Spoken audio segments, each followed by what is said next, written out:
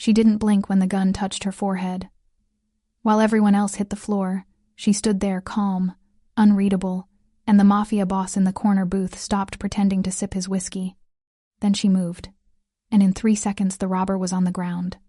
And that's when Christopher Santiago decided she wasn't just a waitress, she was an opportunity. If this story pulled you in, go ahead and subscribe so you never miss what's ahead. I've got another unforgettable story coming tomorrow. And while you're here, drop a comment and tell me where you're watching from.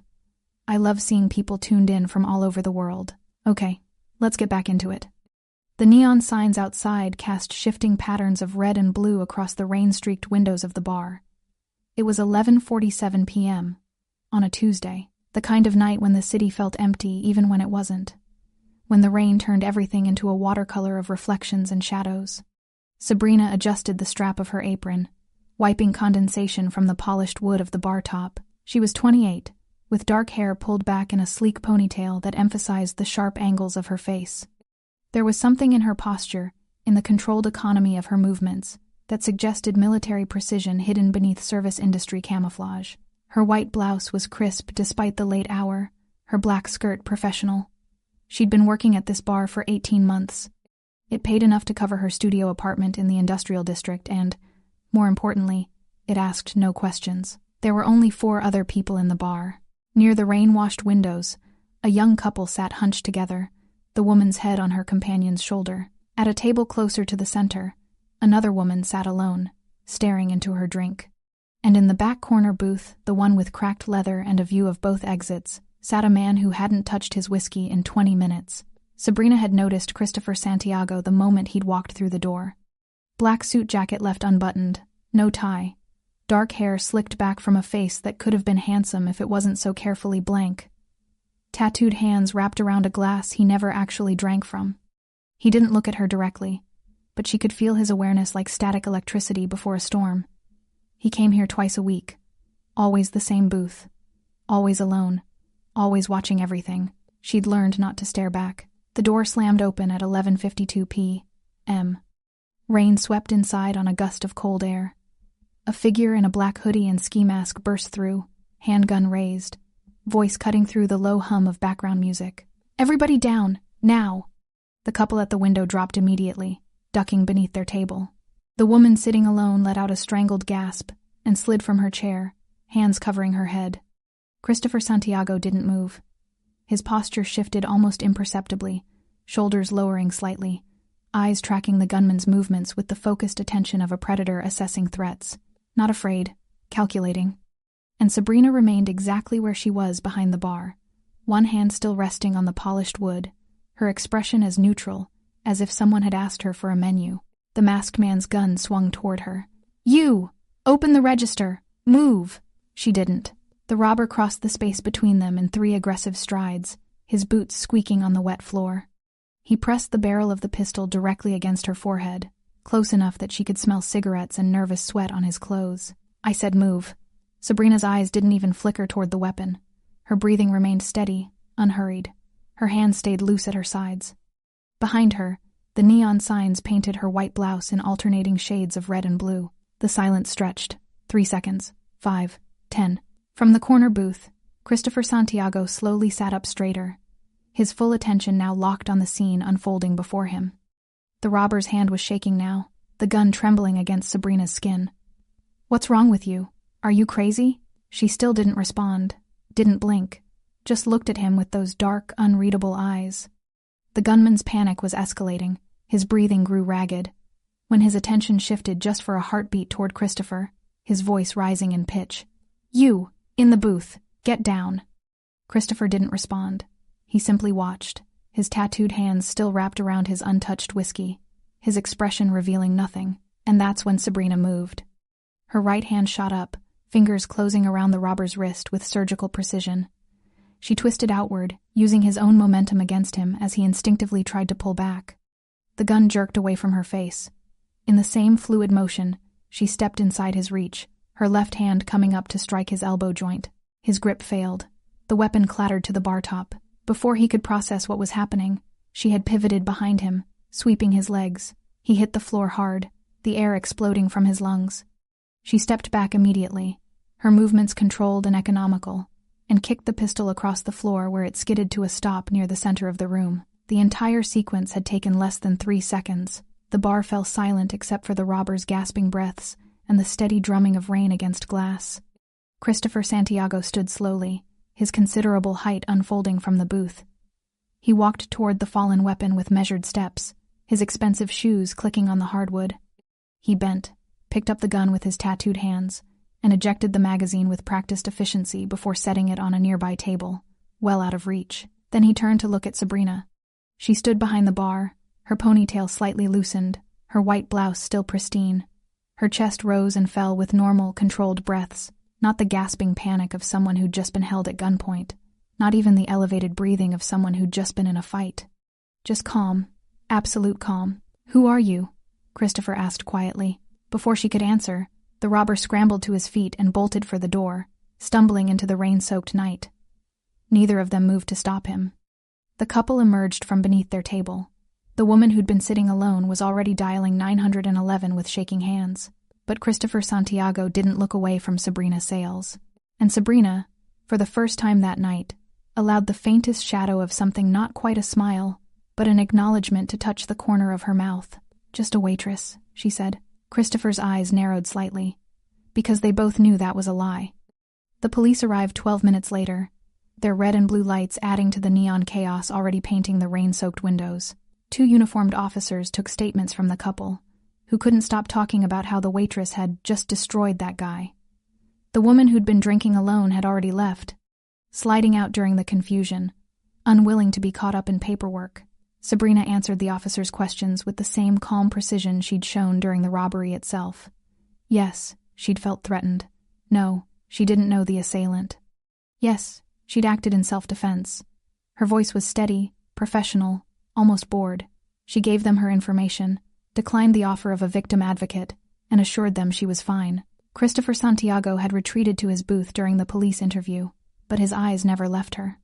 When the officers finally departed with promises to follow up, the couple gathered their things and hurried out into the night, leaving only the 2 of them in the bar. Sabrina returned to wiping down the counter, her movements resuming their earlier rhythm as if nothing had happened. "We're closed," she said without looking up. "I haven't finished my drink." Christopher's voice carried from the back booth, low and measured. "You haven't started it." A pause. Then, observant. She did look up then, meeting his gaze directly for the first time. In the shifting neon light, his face was all sharp angles and shadows, his dark eyes intelligent and dangerous. The tattoos on his hands extended up his forearms. She could see the edges of intricate designs disappearing beneath his rolled sleeves. "You should go," she said. Instead, he stood and walked to the bar, settling onto one of the stools directly across from her. Up close, she could see the details the distance had hidden: the small scar above his left eyebrow, the silver ring on his right hand, the way his suit jacket fit perfectly across his shoulders. This was a man who understood the power of presentation. He pushed his untouched whiskey across the polished wood toward her. "Drink with me. I'm working." "No, you're avoiding." His eyes studied her face with unsettling focus. "Where did you learn to move like that?" Sabrina set down her rag and crossed her arms. She knew who Christopher Santiago was. Everyone in this part of the city did. You didn't run legitimate businesses and carry yourself like a loaded weapon. You didn't command that kind of silent authority without a reputation preceding you. "Self-defense classes," she said flatly. "That wasn't self-defense." He leaned forward slightly. "That was tactical disarmament, military technique, and you assessed threat angles before he even finished coming through the door. I watched you position yourself." She held his gaze, neither confirming nor denying. "Your father," Christopher continued, his voice dropping lower. "Was he military?" The question landed like a physical blow, though her expression didn't change. But Christopher saw it anyway, the microscopic tightening around her eyes, the half-second delay before she responded. "What do you want, Mr. Santiago?" So she knew his name. "Interesting." "To understand what I just witnessed," he said simply. "Because women who work as waitresses in waterfront bars don't usually have the training to disarm armed assailants without breaking a sweat." Sabrina reached for the whiskey he'd pushed toward her. She took a small sip, feeling the burn, using the moment to decide how much truth to give him. When she set the glass down, her decision was made. "My father was a military officer. Later, he trained security forces. I grew up learning firearms, tactical awareness, hand-to-hand combat. Her voice remained steady, matter-of-fact. He believed everyone should know how to protect themselves, especially his daughter. Past tense, Christopher noted. Was. He died 4 years ago. No emotion in her voice, but something flickered behind her eyes. Heart attack. And you left that life. I left that life, she confirmed. I wanted something different, something quiet. Christopher glanced around the bar, the worn booths, the flickering neon, the lingering smell of spilled beer and rain-soaked clothing. This is quiet? This is invisible, she corrected. Nobody looks at a waitress.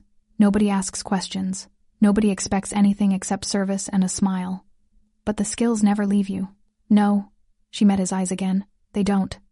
They sat in silence for a moment. The only sounds the rain against the windows and the hum of the beer coolers behind the bar. Christopher Santiago was studying her the way someone might study a complex equation, trying to understand how all the pieces fit together. That robbery wasn't random, he said finally. Sabrina's expression didn't change, but her attention sharpened. What do you mean? I mean this bar sits on neutral ground. 3 blocks from my territory, 2 blocks from the Russians, 4 blocks from the Irish. Nobody touches neutral ground without a reason. He turned the whiskey glass in slow circles on the polished wood.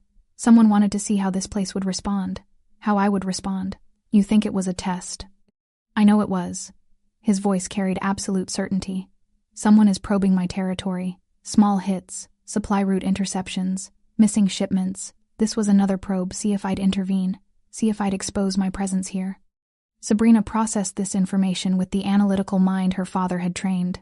You come here because it's neutral, a place to think without being watched by your own people. Smart, Christopher acknowledged. But now someone knows I frequent this location. They'll try again. Different approach, but they'll try. That's not my problem. It became your problem the moment you disarmed that man. Christopher leaned back on the stool, his posture relaxed but his eyes intense. Because whoever sent him will have heard what happened by now, and they'll wonder the same thing I did. Who are you, really? The weight of his words settled between them. Sabrina felt the careful anonymity she'd built over 18 months beginning to crack. She'd been invisible, safe, and in less than 3 seconds of action, she'd made herself visible to exactly the kind of people she'd been avoiding. I need someone who sees what others miss, Christopher said quietly. Someone who can analyze patterns, identify threats, someone with tactical training and the discipline not to panic under pressure. I'm not for hire. Everyone's for hire. It's just a matter of price. Sabrina shook her head, pushing the whiskey glass back toward him. I left that world, Mr. Santiago. I'm not going back. Christopher stood, smoothing his suit jacket. He pulled out a business card plain black with only a phone number embossed in silver and placed it on the bar between them. You were never out of it, he said softly. You just stopped looking. He walked toward the door, his footsteps echoing in the empty bar. At the threshold he paused, rain misting through the open doorway. The skills your father gave you, they're not a burden, Miss Sales. They're a gift. Hiding them doesn't make you safer. It just makes you a target who can't fight back. Then he was gone, disappearing into the rain-soaked night. Sabrina stood alone in the bar, staring at the black card on the polished wood. Outside, the neon signs flickered and hummed. Inside, everything had changed. She didn't pick up the card, but she didn't throw it away either. 3 days passed before Sabrina saw Christopher Santiago again. 3 days during which she tried to convince herself that the robbery had been random, that his theories about territory probes and strategic tests were paranoia born from a life spent looking over his shoulder. 3 days of serving coffee and clearing tables and pretending that black business card wasn't burning a hole in her apartment drawer. But on Friday night, when she arrived for her shift at the bar, she knew immediately that something was wrong. The owner, Tommy Restrepo, a 60-year-old former boxer with cauliflower ears and hands like catcher's mitts, was standing behind the bar with his arms crossed, his usually jovial face tight with tension. We got a problem, he said without preamble. Sabrina set down her bag. What kind of problem? The kind where 3 of my suppliers called today to say they can't deliver anymore. No explanation. Just sorry, Tommy, can't help you. He rubbed a hand across his weathered face. And this morning, I found my delivery entrance blocked. Someone dumped construction debris in the alley. City says they didn't authorize any work. Sabrina felt something cold settle in her stomach. When did this start? Wednesday, day after the robbery. Tommy looked at her with something between concern and accusation. You think it's connected? She thought about Christopher Santiago's words. Someone is probing my territory.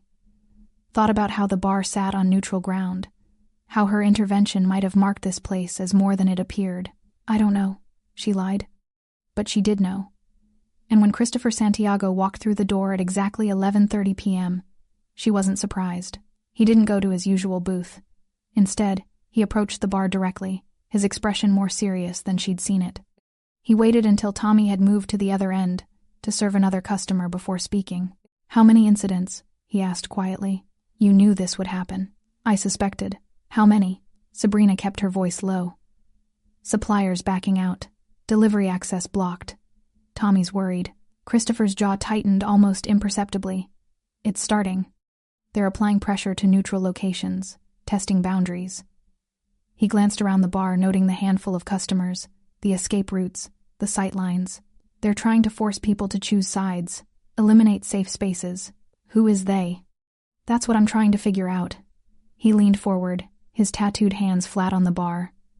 I've lost 3 shipments in the past month. High-value cargo. The routes were secure, but somehow they knew exact timings, exact locations. Someone inside my organization is feeding information out. Sabrina processed this, her analytical mind automatically sorting through variables. You think it's one of your people? I know it is. I just don't know who. His dark eyes met hers with an intensity that made her want to look away, but she didn't. This isn't random gang violence. This is strategic, coordinated. Someone with military or tactical training is running the operation. The irony wasn't lost on her. He was describing someone like her father, someone who understood how to dismantle an organization from within, how to find weaknesses and exploit them with surgical precision. Why are you telling me this? She asked. Because I'm offering you a job. I already have a job. Pouring drinks for drunks who don't tip? Christopher's voice carried no judgment, only statement of fact. You're wasting your training, your intelligence, your potential. My potential for what? To become another soldier in a war I don't believe in? Sabrina's voice remained controlled, but there was steel beneath it. I've seen where that life leads. I've buried the people who lived it. Your father? My father believed in service, in protecting people who couldn't protect themselves. She straightened, putting physical distance between them. What you do isn't service. It's survival at other people's expense. Christopher was quiet for a moment, and something complicated moved across his features, not anger, but something closer to recognition. You think I don't know that? You think I chose this life because I wanted it? Everyone has choices. Not everyone. He pulled out his phone, tapped the screen several times, then turned it toward her. These are the legitimate businesses in my territory. Restaurants, shops, family-owned places that have been there for generations. Sabrina looked at the list despite herself. They pay me for protection, Christopher continued, his voice low and intense.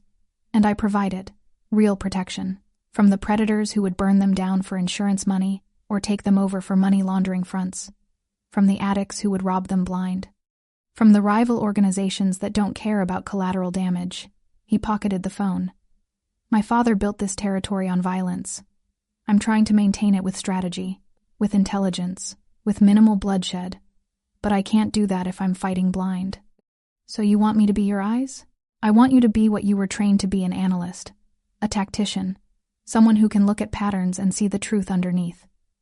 He paused, letting the words land. I'm not asking you to pull a trigger.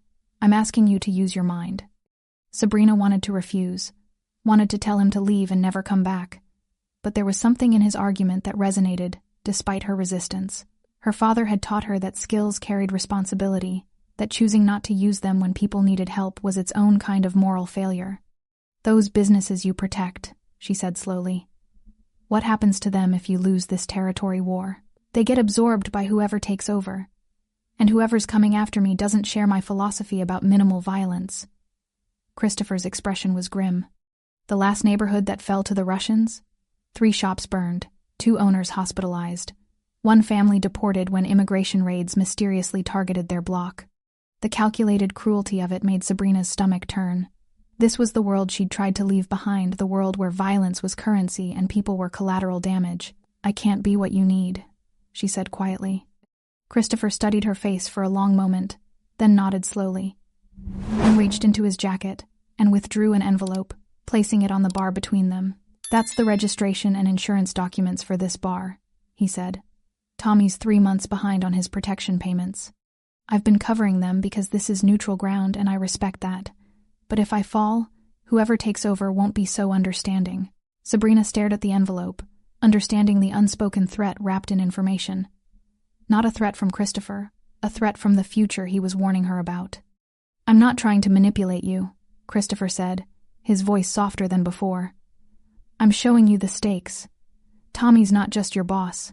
He's a good man trying to run an honest business in a complicated world. If you won't help me for my sake, maybe you'll consider it for his. He turned to leave, but Sabrina's voice stopped him. If I did help you hypothetically, what would you need? Christopher turned back, and for the first time since she'd met him, she saw something like hope cross his features. Come to my office tomorrow, 2 p.m. I'll show you everything. Supply routes, incident reports, personnel files. You look at the information with fresh eyes and tell me what you see. He paused. No commitment beyond that. Just look. Sabrina knew she should refuse. Knew that stepping into his world, even for an afternoon, would be crossing a line she couldn't uncross. But she thought about Tommy's worried face, about the families who owned those shops, about her father's voice in her head. Skills carry responsibility. Just an analysis, she said finally. Nothing more. Just an analysis, Christopher agreed. After he left, Sabrina stood behind the bar, staring at the envelope he'd left behind. Outside, the neon signs painted everything in shades of red and blue. Inside, she felt the careful walls she'd built beginning to crumble. She'd left her old life behind. But her old life, it seemed, had finally caught up with her. Sabrina didn't sleep that night. She lay in her studio apartment, staring at the water-stained ceiling while traffic sounds filtered through the thin walls. The space was small, barely 300 square feet, but it was hers, clean. Anonymous, safe. A Murphy bed that folded into the wall, a kitchenette with 2 burners, a bathroom where the shower leaked if you turned the pressure too high. It wasn't much, but it had been enough. Until now. She kept thinking about Christopher Santiago's words, about Tommy's face when he'd talked about losing his suppliers, about that envelope with the protection payment records inside it.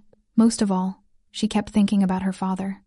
Colonel Raphael Sales had been a complicated man, stern but loving, demanding but fair. He'd taught her to shoot when she was 12, to analyze tactical situations by 14, to understand that violence was sometimes the only language that prevented greater violence. He'd trained security forces in 3 countries, consulted on anti-corruption initiatives, believed deeply in using force to protect the vulnerable. Skills are tools, mija, he'd told her once while they were running drills in the backyard. They're not good or evil. That's determined by what you build with them. She'd left that life after he died. Left it because watching him give everything to causes that never seemed to change anything had broken something in her. Left it because she was tired of analyzing threat matrices and violence probabilities. Tired of seeing the world as a battlefield. But lying in the dark, she couldn't deny the truth. She missed it.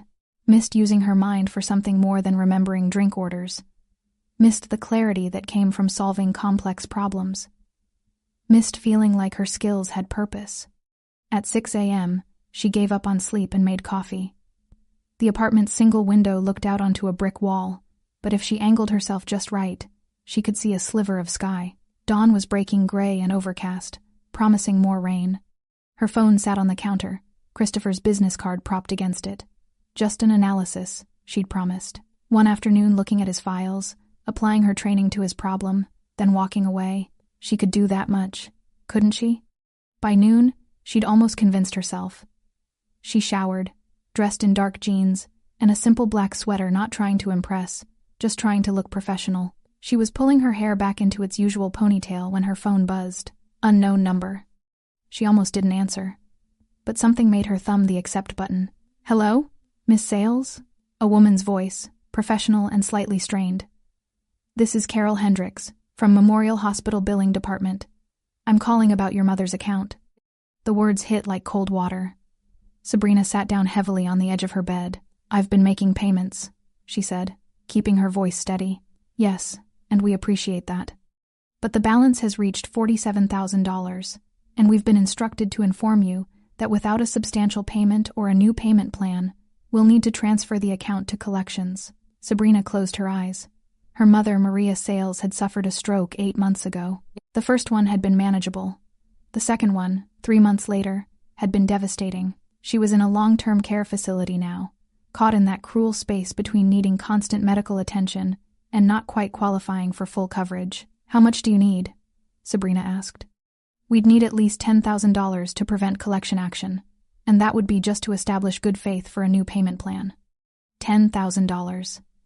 Sabrina had maybe $1,200 in her savings account. Her tips at the bar covered her rent and groceries with almost nothing left over. She'd been trying to save, but it was like bailing out a sinking ship with a teaspoon.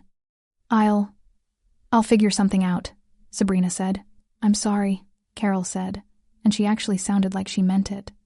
"I know these situations are difficult. You have 30 days before we process the transfer. I'll note your file that we spoke." After she hung up, Sabrina sat motionless for a long time. Through the thin walls, she could hear her neighbor's television, the upstairs couple arguing, someone's dog barking, the sounds of other people's lives continuing, while hers felt like it was collapsing. She thought about her mother, once vibrant and fierce, now trapped in a body that barely responded. Thought about the last time she'd visited, how her mother's eyes had tracked her face but couldn't form words. The doctors said there might be some recovery. Might be. With time and therapy and medication and all the things that cost money, Sabrina didn't have. The knock on her door came at 1:30 p.m. Sabrina looked through the peephole, her hand automatically going to the knife block on the counter before she recognized the delivery uniform. FedEx. She opened the door to a young man with a tablet, who had her sign for a large envelope marked for signature required. She closed the door and stared at the package. No return address, but she knew who it was from even before she opened it. Inside was cash, a lot of cash, neatly banded stacks of $100 bills. She counted it twice, not quite believing what she was seeing. $50,000. Beneath the money was a single sheet of paper with a printed breakdown her mother's medical bills, listed by date and facility, each amount precise down to the cent. At the bottom, handwritten in neat capitals, "You deserve more than survival. CS." And below that, printed, "No strings, no obligations. Just a gift from someone who understands what it's like to watch the people you love suffer because you don't have enough power to help them. The 2 p.m. offer stands if you want it. If not, the money is still yours." Sabrina's hands were shaking. She set the paper down and walked to her window, staring at her sliver of sky. Christopher Santiago had just handed her a lifeline enough to save her mother's care, enough to breathe for the first time in months. No strings, no obligations. But they both knew that wasn't true. Money like this always came with strings, even if they weren't immediately visible. He wasn't buying her services, he was too smart for something that crude. He was showing her what partnership with him could mean, what he could do for the people she loved, and it was working. Sabrina picked up her phone and dialed the number on the black business card. He answered on the second ring. "I'll come," she said. 2 p.m. "The address is—" "I know where you are, Mr. Santiago." She'd known since the first night he'd walked into the bar, had made it her business to know, the way her father had taught her, always understand who's in your space. "I'll be there." "Sabrina." His voice was quieter now, almost gentle. "The money isn't payment for today. Whatever you decide after you see what I'm dealing with, that money is yours. Your mother needs it. That's reason enough." She wanted to believe him, wanted to think this wasn't manipulation, just kindness from someone who understood her situation. But she'd learned long ago that in this world, kindness and manipulation often wore the same face. "I'll see you at 2, she said, and ended the call. She looked at the money on her bed more than she'd seen in one place in her entire life. Enough to save her mother, enough to change everything. She thought about her father's words. "Skills are tools. They're not good or evil. That's determined by what you build with them." Maybe it was time to start building again, even if she wasn't sure yet what she was building toward. Sabrina grabbed her jacket and walked out into the gray afternoon, leaving the money on her bed and her old life one step further behind. Christopher Santiago's office wasn't what Sabrina expected. She'd anticipated something ostentatious, gold fixtures, leather furniture, the kind of aggressive displays of wealth that insecure men use to prove their importance. Instead, the building itself was understated, a 4-story brick structure in the commercial district that could have housed any legitimate business. A discreet bronze plaque by the entrance read, Santiago Holdings LLC. The woman at the reception desk, 50s, gray hair and a professional bob, reading glasses on a chain, smiled warmly as Sabrina entered. Miss Sales? Mr. Santiago is expecting you. 4th floor, last door on the right. She gestured to the elevator. Would you like coffee? Water? I'm fine, thank you. The elevator was modern, clean, silent. As it climbed, Sabrina studied her reflection in the polished doors. She looked tired, looked like someone who'd just made a decision she couldn't take back. The 4th floor was quiet, carpeted in deep charcoal gray. Framed photographs lined the walls, black and white images of the city at different eras, showing the neighborhood's evolution from industrial docks to mixed-use development. At the end of the hallway, a heavy wooden door stood slightly ajar. Sabrina knocked once. Come in. Christopher's office was surprisingly Spartan. A large desk with dual monitors, 2 leather chairs for visitors, floor-to-ceiling windows overlooking the waterfront. The walls held maps, detailed street maps of the city with different colored pins and markers. A large whiteboard covered one wall, filled with handwritten notes and timelines. Christopher stood by the window, still in his black suit but with the jacket removed, sleeves rolled to his elbows. The tattoos on his forearms were more extensive than she'd realized, intricate geometric patterns mixed with what looked like dates and coordinates. Thank you for coming, he said, turning to face her. I haven't decided anything yet, Sabrina replied, staying near the door. I'm here to look. That's all. That's all I'm asking. He gestured to the desk where several file folders were arranged.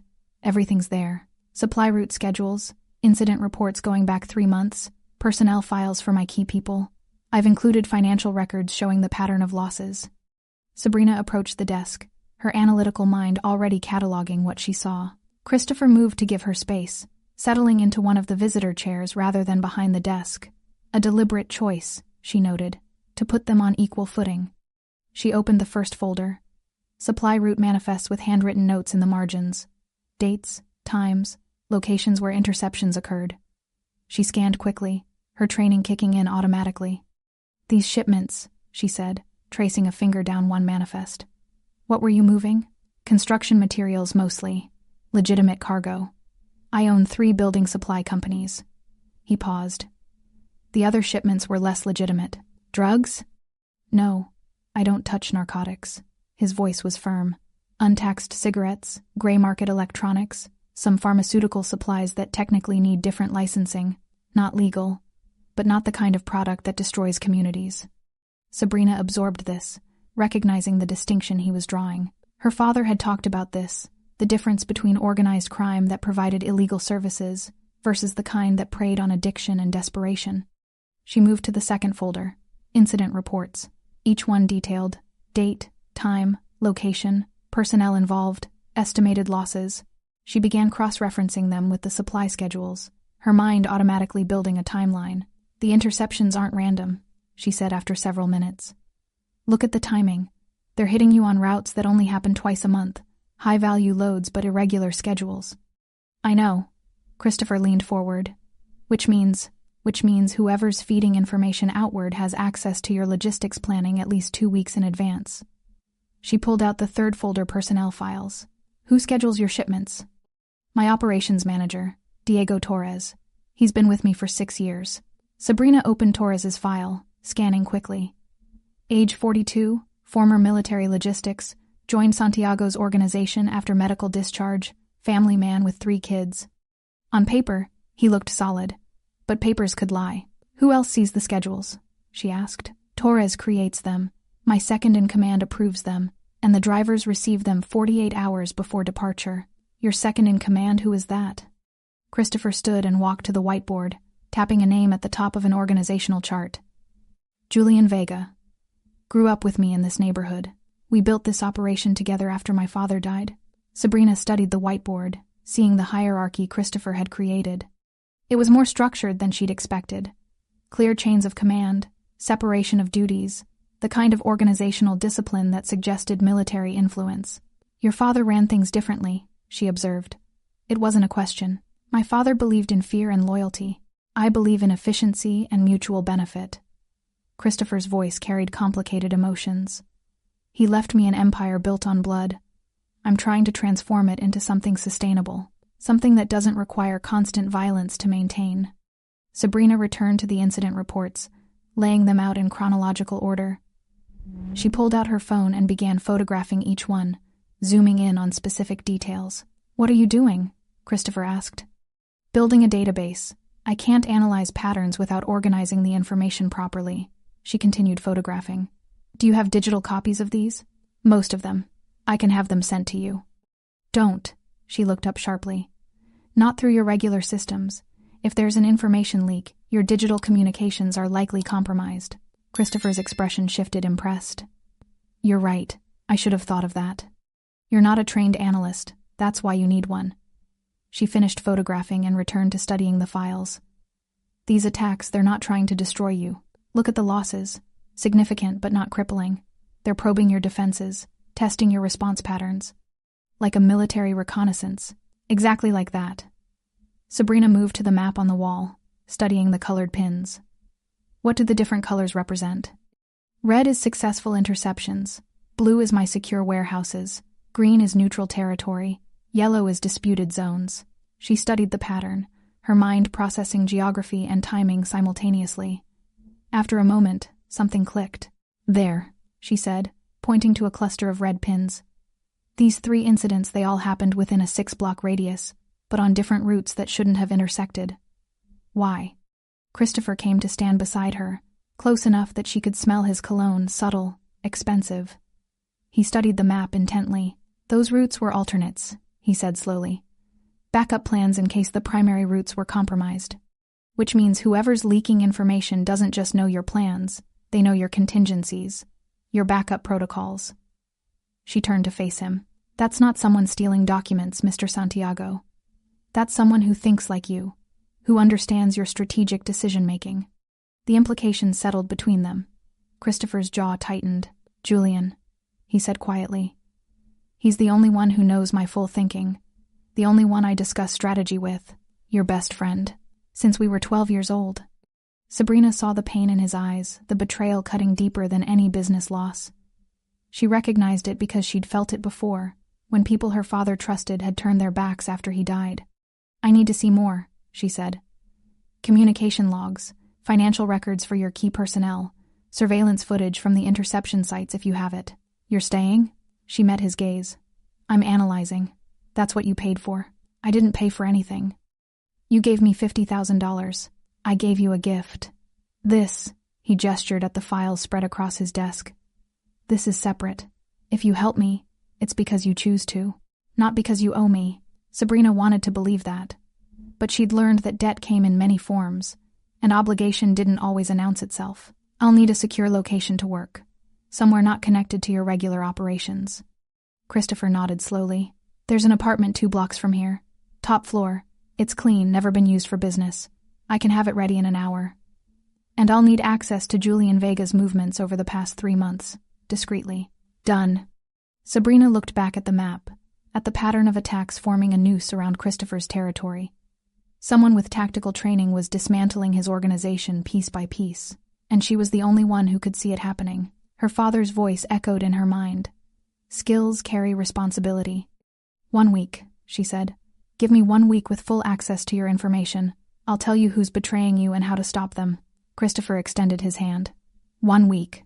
She shook it, feeling the calluses on his palm, the strength in his grip. She'd just entered the lion's den, and she had no idea if she'd walk back out. 5 days. That's how long it took Sabrina to piece together the truth. 5 days of working from the secure apartment. Christopher had provided a minimalist space with hardwood floors, a single desk facing windows that overlooked the harbor, and absolutely nothing personal to suggest anyone had ever lived there. 5 days of cross-referencing incident reports with personnel movements, analyzing financial transactions, building timeline after timeline until the pattern became undeniable. Julian Vega wasn't the traitor. He was too obvious, too perfectly positioned. Every piece of evidence that pointed to him was just slightly too convenient timestamps that aligned too neatly. Financial transfers that left clear trails. Communication records that practically screamed guilt. Someone wanted Christopher to suspect his oldest friend. The real traitor was Diego Torres, the operations manager. But he wasn't working alone. Sabrina had found the proof buried in metadata from surveillance footage. Torres consistently arriving at the office 15 minutes before he claimed to. Just long enough to access schedules before official timestamps recorded his presence. She'd traced his phone's GPS data through social media posts from his family, discovered patterns that placed him in locations he shouldn't have been, and she'd found the offshore accounts, carefully hidden but not carefully enough. But Torres was just the leak. Someone else was running the operation. Now, on the 5th night, Sabrina sat across from Christopher in his office, while rain hammered the windows. She'd spread her evidence across the desk, printed documents, highlighted financial records, a detailed map showing Torres's movements overlaid with the attack locations. Christopher studied everything in silence, his jaw tight, his tattooed hands clasped together. "Diego," he said finally. "I trusted him with my family's contact information, with my mother's medical schedule." "I'm sorry," Sabrina said, and meant it. "Who's he working for?" "I don't know yet. The money flows through 3 shell companies before it disappears, but whoever's paying him has resources. Professional resources." She pulled out her phone, showing him a photo she'd taken of Torres entering a warehouse on the eastern edge of the city. "He went here yesterday, stayed for 47 minutes. This warehouse isn't registered to any of your companies or your known competitors. It's neutral territory. Old storage facility that's been empty for months." Christopher's eyes narrowed. "Or supposedly empty. I think we should find out who's really using it." "We?" Christopher looked at her, something shifting in his expression. Sabrina realized what she'd said. Not, "you should find out." "We." She'd crossed another line without meaning to, from analyst to participant. "I've come this far," she said quietly. "I want to see it through." Christopher was silent for a long moment. Then he stood, pulling his jacket from the back of his chair. "Tomorrow night. I'll arrange a meeting at that warehouse. Tell Diego I want to discuss new security protocols. He'll alert whoever he's working with, and we'll see who shows up." "That's a trap." "Yes. It's also dangerous. If you're wrong about the location, I'm not wrong." Christopher's voice carried absolute certainty. "And I won't be going alone. I'll have 4 men with me. Good men I've known since childhood." Sabrina felt uneasy ripple through her. "If Torres suspects he'll warn them. They could set their own trap. Let them try." Christopher's expression was hard now, the dangerous man beneath the strategic thinker showing through. "I'm done playing defense. Time to draw them out." The warehouse loomed against the night sky like a tombstone. 4 stories of corrugated metal and broken windows, surrounded by a chain-link fence that had been cut open in 3 places. Sabrina crouched in the passenger seat of Christopher's car, parked 2 blocks away, watching through binoculars as his black SUV pulled up to the main entrance. She wasn't supposed to be here. Christopher had been explicit. She was the analyst, not the soldier. But something in her gut had screamed warning all day, and she'd learned long ago to trust those instincts. So she'd followed at a distance, parking where she could observe, but not be seen. Through the binoculars, she watched Christopher exit the SUV along with 4 men all wearing dark suits, all moving with the practiced awareness of people who'd grown up expecting violence. They approached the warehouse entrance. One of the men tested the door, found it unlocked, and they disappeared inside. Sabrina waited, counting seconds, her father's voice in her head. In an ambush, the first 30 seconds determine everything. 15 seconds. 20. 25. Then she saw it, a reflection in one of the upper windows, the brief glint of metal catching ambient light. Sniper. Her body moved before her mind finished processing. She was out of the car, sprinting toward the warehouse, her phone already dialing Christopher's number. It rang once, twice. Gunfire erupted. Not the sharp crack of a precision rifle, but the rapid staccato of automatic weapons. The warehouse's windows lit up with muzzle flashes. Sabrina ran harder, her heart pounding, all the tactical training she'd tried to bury flooding back. She reached the cut fence, slipped through, pressed herself against the warehouse's exterior wall. More gunfire. Shouting. The sound of something heavy crashing. The side door was ajar. Sabrina pulled it open and entered darkness. Her eyes adjusted quickly. She was in a corridor lined with empty offices, windows overlooking the main warehouse floor. Through the glass, she could see chaos. Christopher and his men had taken cover behind industrial equipment, while bullets tore through the air from multiple positions. They were pinned down, caught in crossfire. Sabrina scanned the space, her mind automatically analyzing angles and positions. 3 shooters on the ground floor. The sniper was still above. She could track his position by following the angle of incoming rounds. She needed a weapon.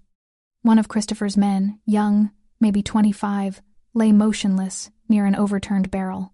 Sabrina's stomach clenched, but she forced herself to focus. She moved low and fast, reaching the body, still breathing, unconscious, bleeding from his shoulder, but alive. His pistol lay 3 feet away. Sabrina grabbed it, checked the magazine 11 rounds and chambered one. The weight in her hand was familiar, comfortable. How many hours had she spent on the range with her father, learning to shoot until it became instinct? She heard footsteps above her, the sniper repositioning. Sabrina found the stairs, took them 2 at a time, controlled breathing, keeping her heart rate steady. 2nd floor. 3rd. The footsteps were closer now, moving toward the broken windows overlooking the warehouse floor.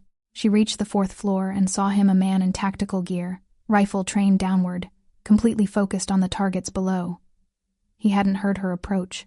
"Drop it," Sabrina said, her voice steady despite the adrenaline flooding her system. The sniper spun, faster than she expected, bringing the rifle around. She fired twice. Center mass.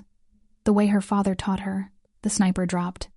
Sabrina didn't wait to confirm the kill. She ran to the broken window, assessed the situation below. Christopher was behind a concrete pillar, bleeding from his upper arm. 2 of his men were providing covering fire while the 3rd dragged the unconscious one toward an exit. The 3 ground-level shooters were advancing, sensing victory. Sabrina picked up the fallen rifle, checked the scope, and made her choice. She'd told herself she'd left this life behind, that she'd never use these skills again. But watching Christopher, the man who'd given her the means to save her mother, who'd trusted her with his vulnerabilities about to be executed, changed everything. She sighted through the scope, exhaled slowly, squeezed the trigger. The first shooter went down, the other 2 scattered, looking for the new threat. Sabrina sighted again, fired. The 2nd shooter fell. The 3rd one ran, abandoning the ambush, disappearing through a far door. Silence fell over the warehouse, broken only by the sound of rain on metal. Sabrina lowered the rifle, her hands steady, her mind clear. She'd crossed the final line. There was no going back now. She descended the stairs and walked onto the warehouse floor. Christopher was struggling to his feet, his left arm pressed against his side where blood seeped through his white shirt. He saw her approaching with the rifle and stopped moving, his expression unreadable. "You weren't supposed to be here," he said. "I know. You saved my life. I know." They stared at each other across the debris-strewn floor, sirens beginning to wail in the distance. Sabrina felt the weight of what she'd just done settling onto her shoulders, not guilt exactly, but the knowledge that she'd become someone different than she'd been an hour ago. Christopher crossed the space between them, ignoring his wound, and looked at her with something she'd never seen in his eyes before. "Who are you?" he asked for the 2nd time since they'd met. This time, Sabrina had an answer. "Someone who doesn't run anymore," she said. The safe house was in a neighborhood Sabrina didn't recognize, narrow streets, lined with brick row houses, far from Christopher's usual territory. He'd given terse directions to his remaining men, sent the wounded to a private doctor he trusted, and dismissed everyone except her. Now they were alone. The house's interior was sparse but clean, a living room with worn furniture, a kitchen that looked unused, stairs leading to a 2nd floor. Christopher moved to the bathroom without a word, leaving a trail of blood drops on the hardwood. Sabrina followed, her training overriding everything else. She found him sitting on the edge of the bathtub, trying one-handed to remove his jacket. His white shirt was soaked red on the left side, his face pale but controlled. "Let me," she said. He didn't argue. She helped him out of the jacket, then carefully peeled away the shirt.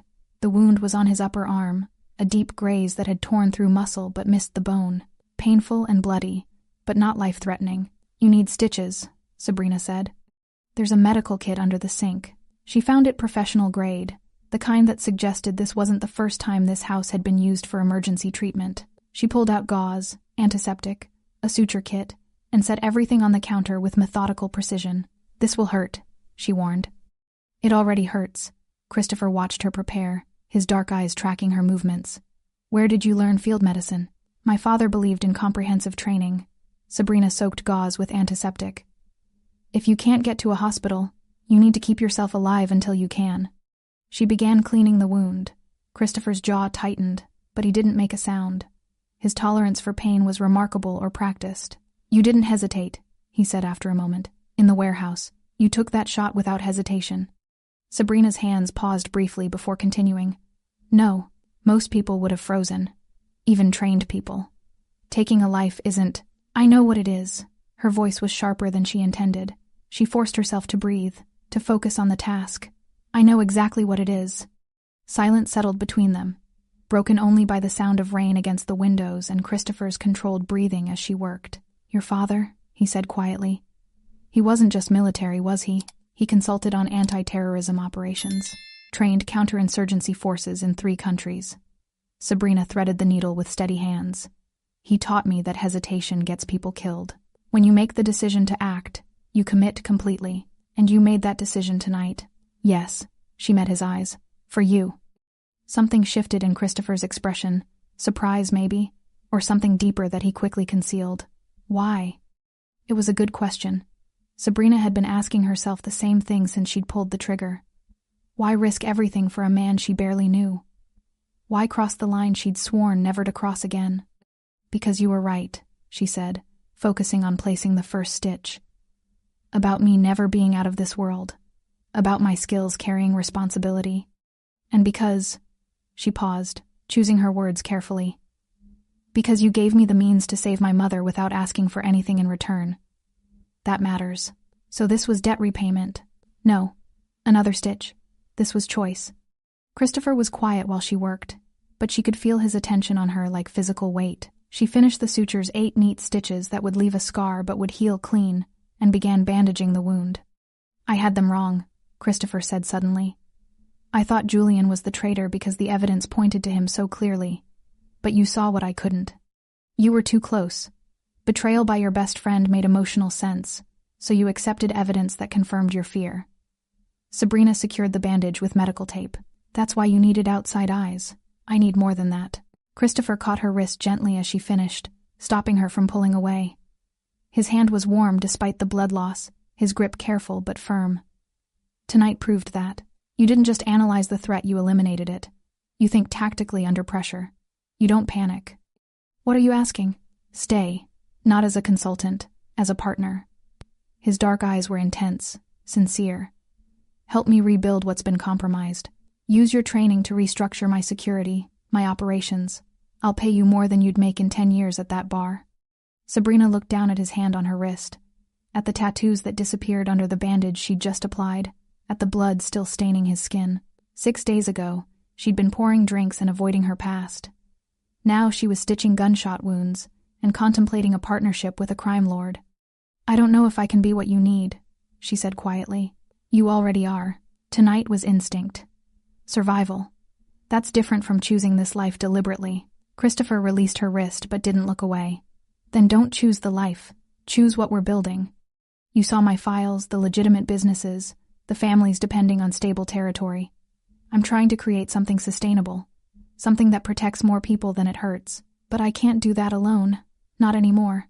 Sabrina cleaned the blood from her hands, buying time to think. Everything her father had taught her about tactical operations, about using force to protect the vulnerable. Christopher was offering her a chance to apply those principles, not in some distant war zone, but here, in the city where she'd tried to hide. Diego Torres, she said, changing the subject. We still don't know who he was working for. Whoever planned that ambush escaped. I know. Christopher stood carefully, testing his injured arm. Which means they'll try again. Different approach, but they'll try. Unless we find them first. We? Sabrina realized she'd done it again, spoken as if the decision was already made. Maybe it was. Maybe it had been made the moment she'd picked up that rifle. I need access to Torres, she said. I need to question him before whoever's behind this decides he's a liability. Christopher studied her for a long moment, something like hope flickering across his features. He's being held at a property in the industrial district. I was going to handle it myself, but— he gestured at his bandaged arm. But now you're injured, and I'm the one who's combat ready. Sabrina felt a dark humor in the reversal. How good is the security on this property? Excellent. And the men watching him are people I'd trust with my life. After tonight, I'd suggest reevaluating who you trust. Present company excluded? Sabrina met his eyes. I killed for you tonight, Mr. Santiago. That's not something I do casually. If I wanted you dead, you'd already be dead. It should have sounded like a threat. Instead, It came out like a promise. Christopher smiled, the first genuine smile she'd seen from him. It transformed his face, made him look younger, less dangerous. Christopher, if we're going to be partners, you should use my first name. We haven't established that we're partners, haven't we? He moved toward the door, favoring his injured side. You're planning to interrogate my prisoner. You're thinking 3 steps ahead about security vulnerabilities.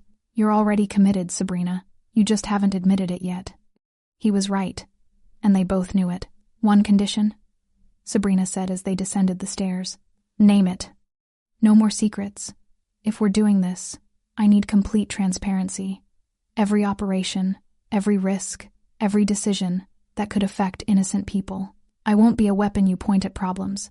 I'm a strategist, or I'm nothing. Christopher turned to face her, extending his uninjured hand.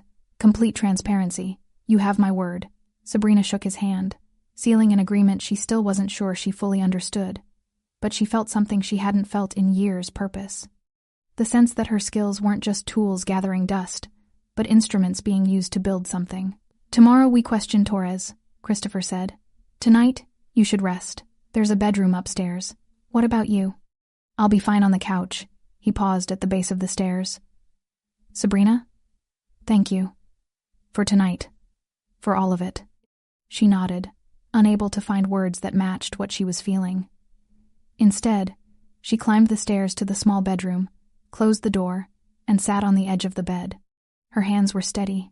No tremor, no delayed shock. She'd killed 2 people tonight and felt no guilt, only the calm certainty that she'd made the right choice. Her father's voice whispered in her memory. Skills are tools. They're not good or evil. That's determined by what you build with them. She was building something now. She just hoped she could live with whatever it became. Outside, the rain continued to fall, washing the blood from the city streets. But some stains, Sabrina knew, went deeper than water could reach.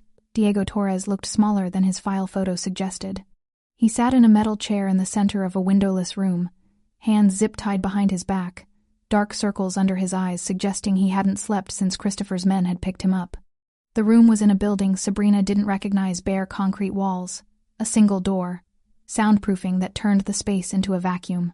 Christopher stood against the far wall, his injured arm in a sling beneath his jacket. 2 of his men flanked the door, silent, imposing, ready. But it was Sabrina who pulled up a chair and sat directly in front of Torres. Diego, she said calmly, I'm going to ask you questions.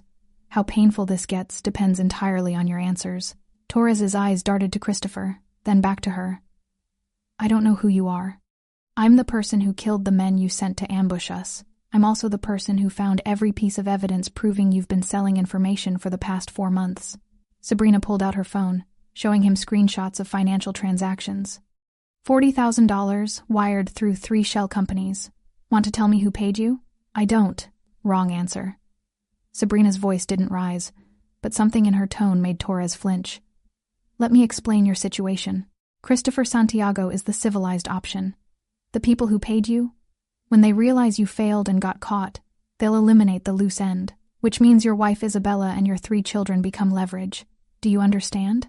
Torres's face went pale. You wouldn't. I wouldn't, but they would. Sabrina leaned forward. Right now, your family is safe because Christopher has people watching them, but if you don't cooperate, he pulls that protection. And whoever comes for you will come for them too. It was a calculated cruelty, using a man's love for his family as a weapon. Sabrina felt the darkness of it, but she also felt the necessity. Time was running out. His name is Konstantin Petrov, Torres said, his voice breaking. He approached me 6 months ago, said he was expanding operations, wanted intelligence on Santiago's movements. Offered money I couldn't refuse. Christopher pushed off the wall. Petrov, Russian mob. He said it was just business intelligence. I didn't know they'd... Torres's words caught. I didn't know they'd try to kill you. But you kept feeding them information after the first attack, Sabrina said. After you knew what they were using it for. Torres looked at the floor. They said if I stopped, my family would pay. I was trapped. Sabrina exchanged a glance with Christopher. It was plausible the Russians were known for coercion tactics. But it didn't matter. Torres had made his choice, and people had died because of it. Where can we find Petrov? Christopher asked. He moves around, different locations. but he has a standing meeting every Friday at the Starlight Club on the east side. Private room in the back. Christopher checked his watch. Today's Friday. Sabrina stood, her mind already working through tactical options. The Starlight Club was Russian territory. Walking in there would be suicide without overwhelming force. How many men does he keep with him? She asked Torres. 4 or 5. Ex-military types. Armed. Security at the club? 2 at the front, 1 at the back entrance. Cameras throughout. Christopher moved closer to Torres, his expression hard. You're going to call Petrov. Tell him you have urgent information that Santiago is planning something big tonight, and you have the details. Request a face-to-face meeting at the club. He'll know something's wrong. He always calls me, I don't call him. Then make it convincing, Sabrina said coldly. Because if this doesn't work, I'm going to stop protecting your family and let nature take its course. It took 20 minutes to set up the call. Torres's hands shook as he dialed, but his voice steadied when Petrov answered. He delivered the lie smoothly. Santiago was consolidating his operations, moving high-value assets. Torres had intercepted the plans. Petrov bit. 9 p.m. at the Starlight Club. After the call ended, Christopher nodded to his men. Take him to the secondary location. Keep him comfortable, but isolated. As Torres was let out, Sabrina turned to Christopher. This is a trap within a trap. Petrov won't come alone, and he'll have the home field advantage. I know. But he also won't expect us to walk through the front door. Christopher's eyes held a dangerous gleam. We need leverage. Something that makes him talk instead of shoot. Like what? Like proof that his operation is already compromised. That we know everything. Christopher pulled out his phone, scrolling through files. I have contacts in the police department. Petrov has been running a protection racket disguised as security consulting. If we get documented evidence to the right people, he faces federal charges. Mutually assured destruction, Sabrina said. We can expose him, so he negotiates instead of fights. Exactly, but we need that evidence tonight, before the meeting. Sabrina's mind raced through possibilities. His business records would be at his office.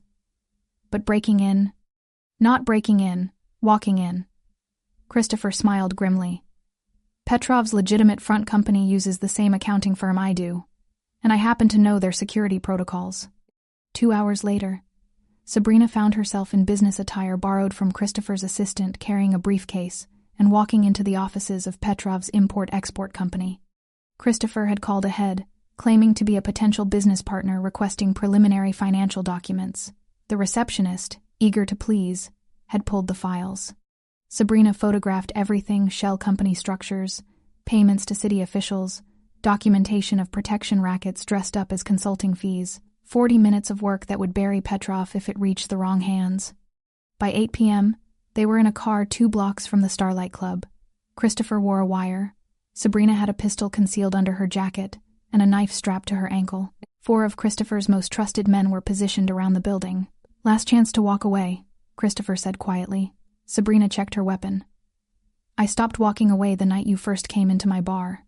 That was less than 2 weeks ago. Feels like longer. Christopher studied her face. After tonight, there's no going back. You'll be in this world completely. Every enemy I have becomes yours. Then we'd better make sure we don't leave any enemies standing. At 8:55 p.m., they entered the Starlight Club. The music was loud, the lighting red and dim.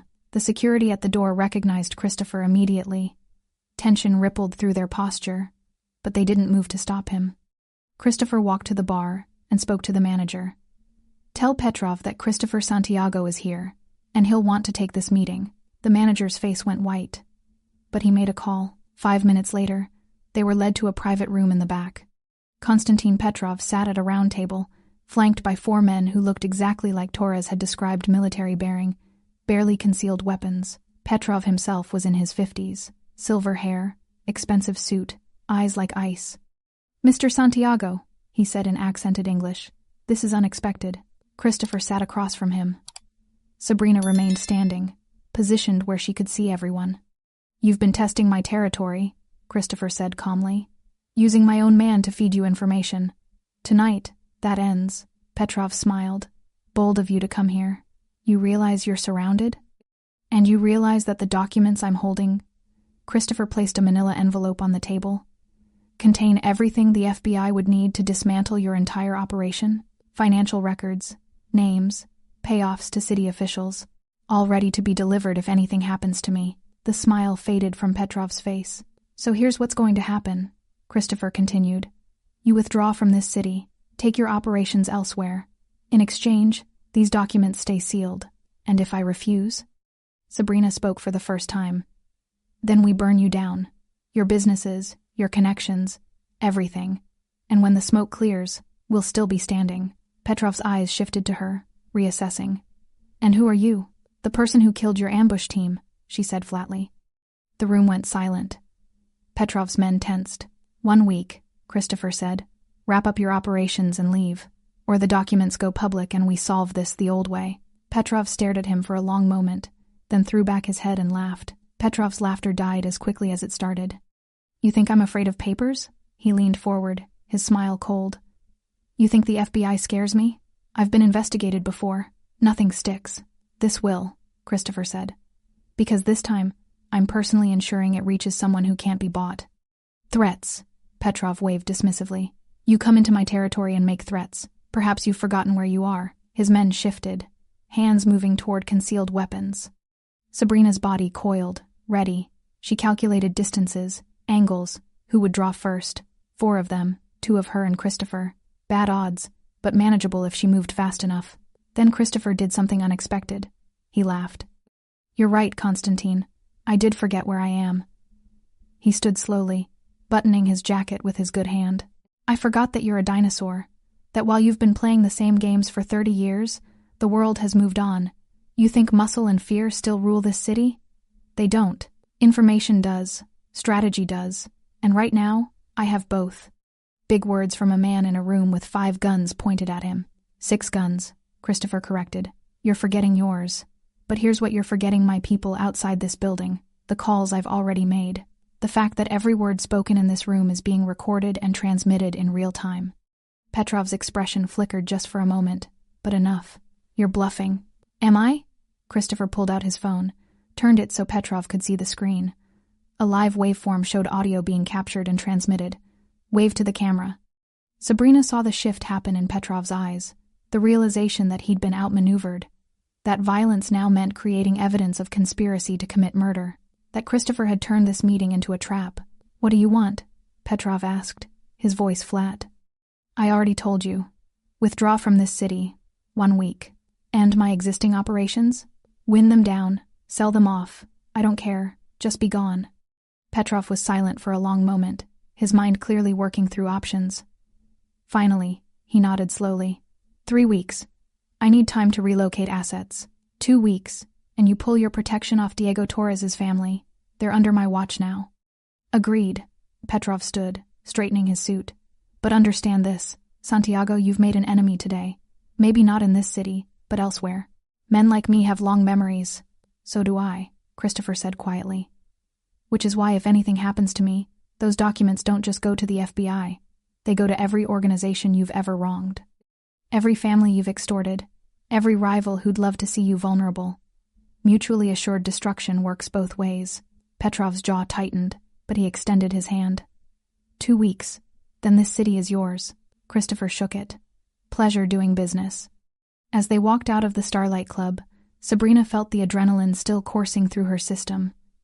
They'd been seconds away from a bloodbath, and Christopher had talked their way out of it. Outside, the night air was cool and clean. Christopher's men materialized from the shadows, forming a protective circle as they walked to the car. That was reckless, Sabrina said once they were moving. That was necessary. Christopher winced as the car hit a pothole, jarring his injured arm. Petrov respects strength, but he respects intelligence more. Shooting our way out would have started a war. This way, we won. Did we? He'll retaliate eventually. Eventually isn't now. And by the time he's ready, we'll be stronger.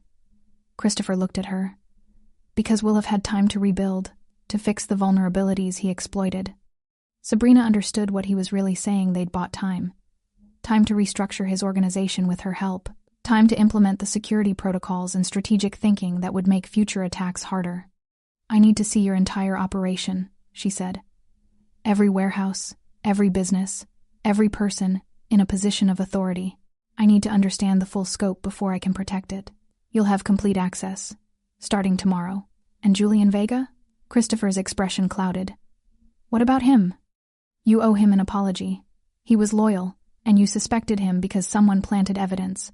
That damages trust. I know. Christopher's voice was heavy with regret. I'll talk to him. Explain everything. He'll understand. Will he? Christopher didn't answer. They drove in silence for several minutes before Christopher spoke again. Tonight, when Petrov's men reached for their weapons, you were ready to fight. I saw it in your stance. Of course I was ready. You would have died protecting me. Sabrina looked out the window at the city lights blurring past. Yes. Why? We barely know each other. It was a fair question. Sabrina had been asking herself the same thing. Why had she committed so completely to a man she'd known for less than 2 weeks? Why did protecting him feel less like obligation and more like instinct? Because you're trying to be better than what you inherited, she said finally. Because you gave my mother a chance to live without asking for anything in return. Because when you look at me, you don't see a waitress or a weapon, you see a partner, an equal. She turned to meet his eyes. That's rare, worth protecting. Christopher held her gaze for a long moment, something unspoken passing between them. Not romance, they weren't there yet. Might never be. But recognition. Understanding. The beginning of trust, built in fire. I'm glad you stayed, he said quietly. So am I. The car pulled up to the safe house. As they exited, Christopher's phone buzzed. He checked it, his expression hardening. What is it? Sabrina asked. Julian. He wants to meet. Says it's urgent. When? Now. Sabrina felt unease prickle her spine. That's convenient timing. Right after we dealt with Petrov. You think it's connected? I think we should be careful. She checked her weapon. Where does he want to meet? The original bar, where this all started. Sabrina nodded slowly. Full circle. Then let's finish this. The bar looked different at midnight. Emptier, quieter. The neon signs casting their familiar glow across rain-slicked windows. Sabrina walked in first. Christopher 3 steps behind, both of them alert. Julian Vega sat in the back booth, Christopher's usual spot. He was younger than Sabrina expected, maybe 30, with the kind of face that smiled easily but wasn't smiling now. When he saw Christopher, he stood. Surprised you came, Julian said. You said it was urgent. Christopher stayed near the door. What do you want? To understand why you suspected me, why you had someone, his eyes shifted to Sabrina, investigating me like a criminal. Julian. 12 years, Christopher. We built this together, and the first time something goes wrong, you assumed I betrayed you. Pain edged Julian's voice. Do you know what that feels like? Christopher moved closer, his expression tight with guilt. I was wrong. The evidence was planted to make me suspect you, to divide us. I should have trusted my instinct instead of the data. But you didn't. No, I didn't. Christopher's voice dropped. And I'm sorry. Truly sorry. You've earned better than suspicion. Julian was quiet for a long moment. Then his shoulders sagged. Torres. It was Diego, wasn't it? Yes. I should have seen it. He was always asking questions, always wanting details about operations. Julian shook his head. I'm the one who should apologize. This happened on my watch. It happened because someone very smart exploited our systems, Sabrina interjected. Torres was a vector, not the disease. The real threat was Konstantin Petrov. Was? He's withdrawing from the city, Christopher explained. 2 weeks, and his operations are gone. Julian's eyebrows rose. How did you manage that? Leverage, strategy. And, Christopher glanced at Sabrina, a partner who thinks 3 steps ahead. Julian studied Sabrina with open curiosity. You're the waitress who disarmed a robber. The one who figured out it was Torres.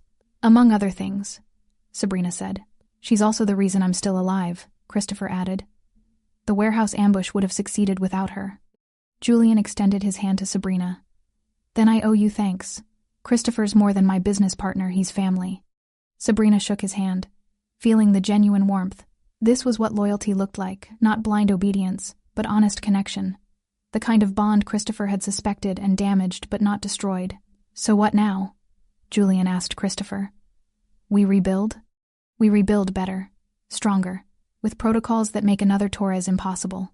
Christopher pulled out a chair, finally relaxing. Sabrina's going to help restructure our security, implement new systems, As a consultant?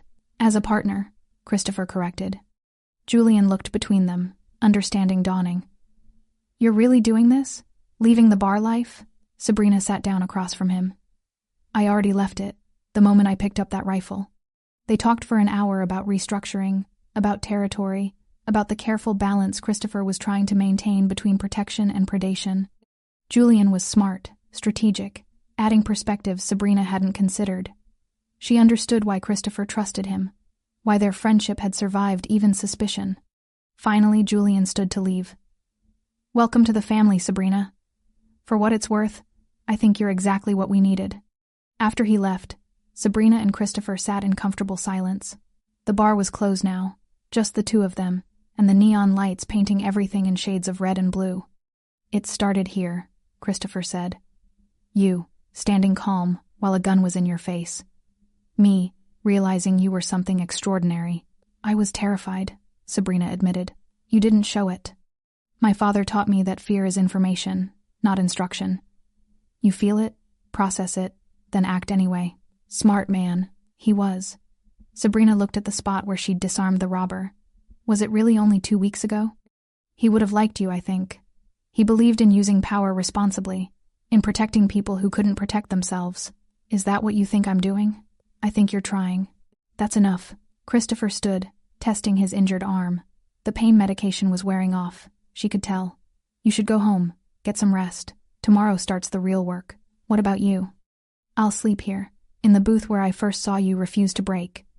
He smiled slightly. Seems fitting. Sabrina gathered her jacket, but paused at the door. Christopher? Earlier, when Petrov's men reached for their weapons, you didn't flinch. You were ready to die, rather than show fear. So were you. I know. That's what scares me. How quickly I became someone who'd kill to protect what I'm building here. With you. Having second thoughts?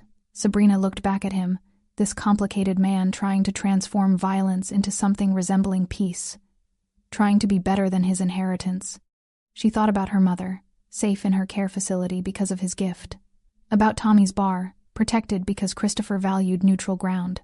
About all the small businesses paying for protection that was real, not predatory. No, she said. Not second thoughts, just understanding what I've become. And what's that? Someone who doesn't run from who she is anymore. She smiled slightly. Someone who doesn't blink. Christopher raised his glass in a silent toast.